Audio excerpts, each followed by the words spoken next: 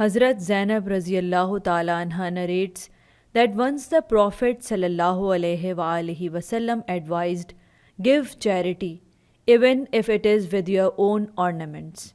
She mentioned that her husband Abdullah bin Masud was financially weak.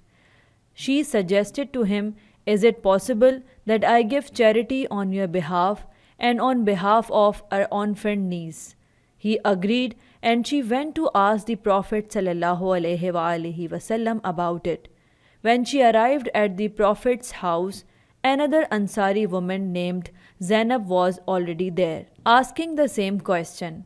They decided not to reveal their identities and requested Bilal to convey their query to the Prophet ﷺ without disclosing who they were. When Bilal informed the Holy Prophet ﷺ about the situation, he asked who they were. Bilal told him that both women were named Zainab. The Prophet ﷺ then asked which Zainab was Abdullah bin Masud's wife and which one was the Ansari woman.